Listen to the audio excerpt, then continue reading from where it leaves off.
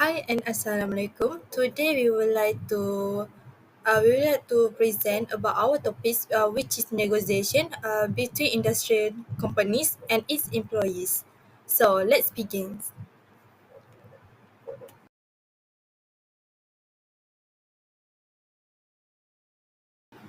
Before we begin our presentation, I would like to overview the context of our slide preparation.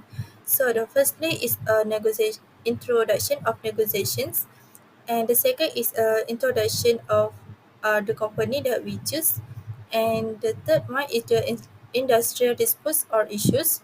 The fourth one is a details of involvement and the process involved, and next is a settlement, and lastly is the conclusion. Okay, so first, what is negotiation? Negotiation is a process where two or more companies may discuss and make agreement on a matter of common interest or dispute. It involves communication, compromise, and bargaining to reach a consensus that satisfies all involved.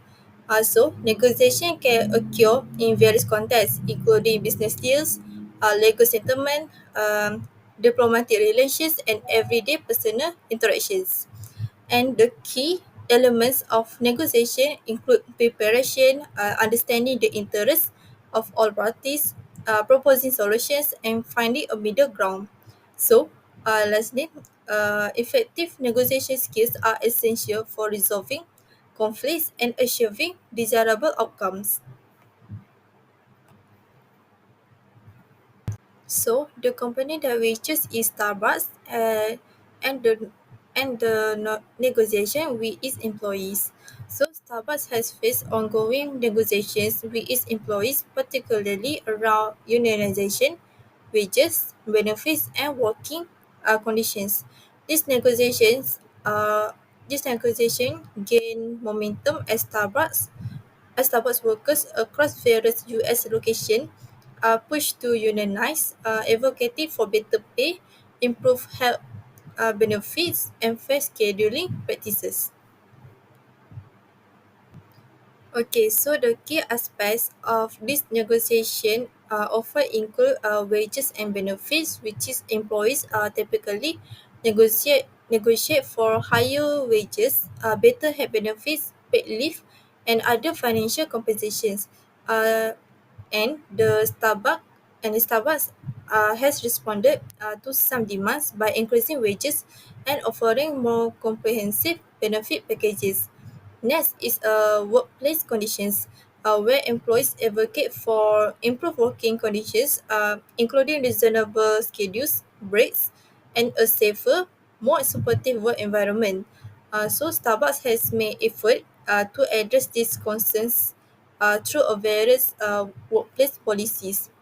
And lastly, is unionization, which is one of the significant negotiation points, has been the right to unionize. So many Starbucks employees have sought to form unions to better negotiate their terms of employment collectively. So the company has faced criticism for its anti-unit stance and has been involved in numerous legal battles over this issue. So the next is industrial dispute and or issues between Starbucks and its employees have garnered significant attention, reflecting broader challenges within the services and retail sectors. So one of them is unionization efforts, which Starbucks has faced accusation anti-union tactics such as intimidation, surveillance, and unfair dismissals of union organizers. So employees seeking to unionize have reported pressure and pushback from management. And in the end, workers at several Starbucks locations have voted to unionize, seeking for better wages, benefits, and working conditions.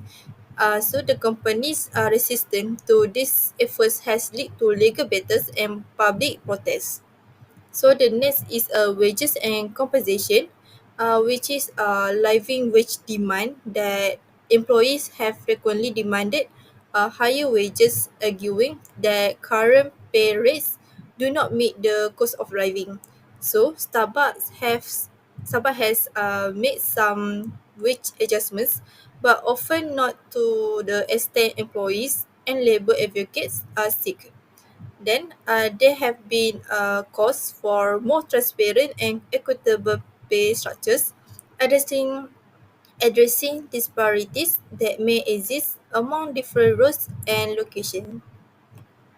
So lastly is flexibility demands. In negotiation, employees push or push for control over sweeping and time of request, with Starbucks maintaining a balance to meet operational needs.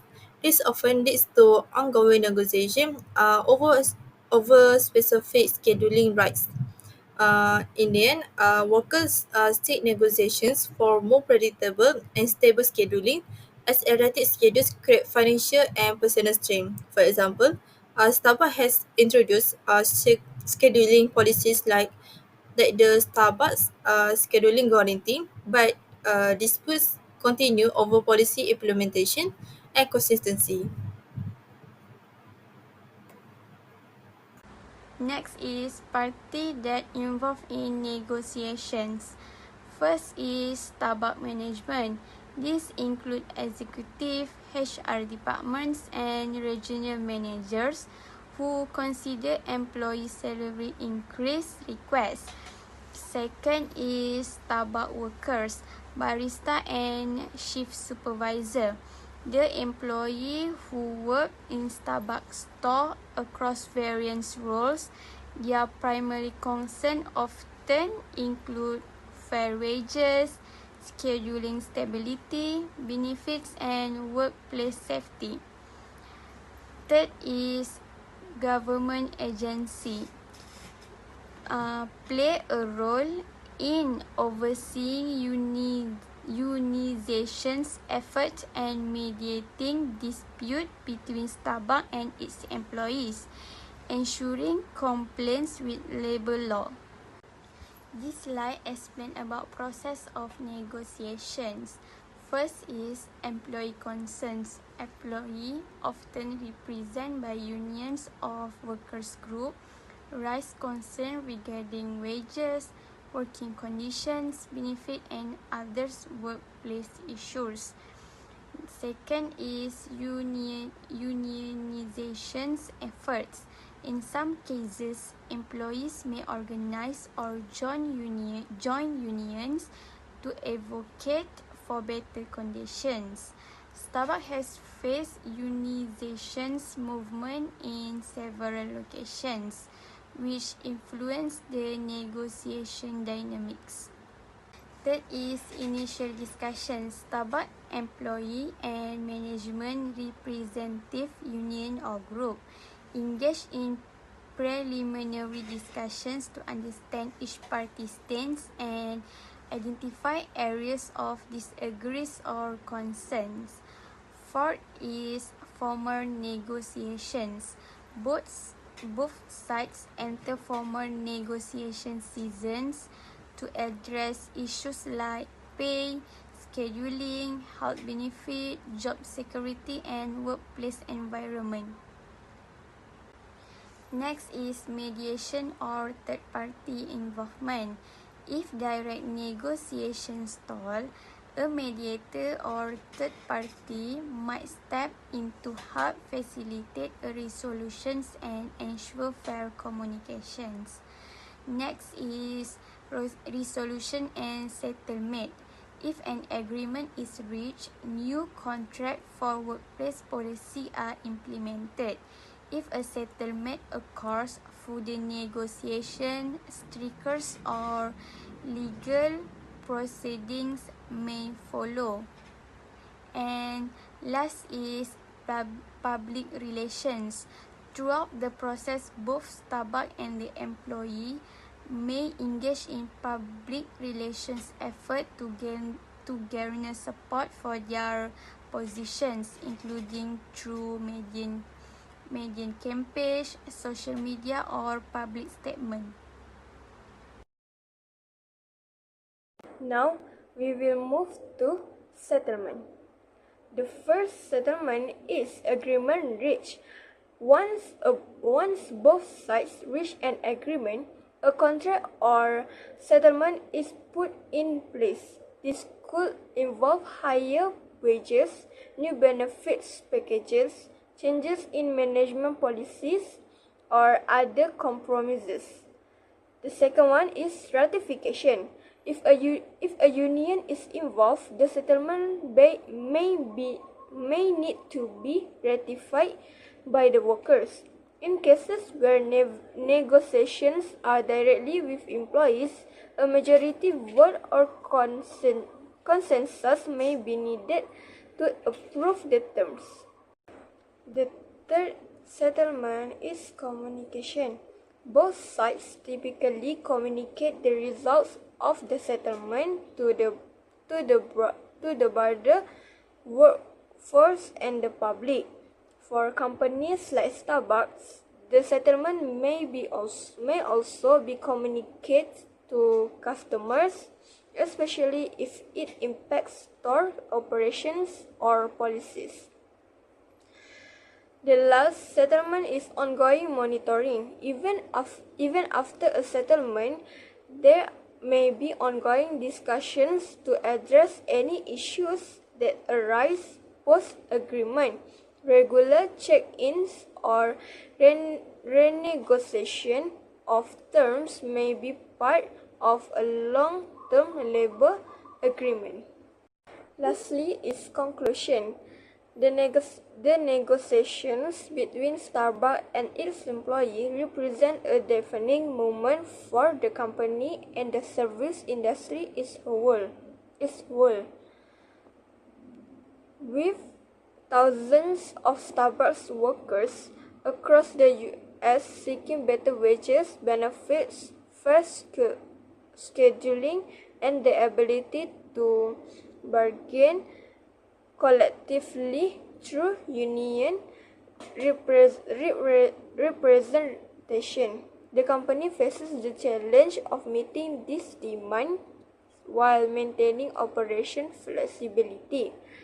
Although Starbucks has made some moves to address employee concerns like wage increase and enhanced benefits, the negotiation process has highlighted deep-rooted issues around union recognition, workplace safety, and protections against potential retaliation. The ongoing decisions reveal the complexities in achieving a fair and sustainable agreement. Starbucks Workers United is purchasing for each store's right to negotiate independently, while Starbucks prefers a more unified approach to agreements. The resolution of these negotiations will likely influence labor practices beyond Starbucks, particularly within other retail and food service organizations. How Starbucks ultimately balances its business's needs with employee rights and expectations will not only impact its own workforce but may also shape broader standards for labor relations in the industry. That's all from us. Thank you.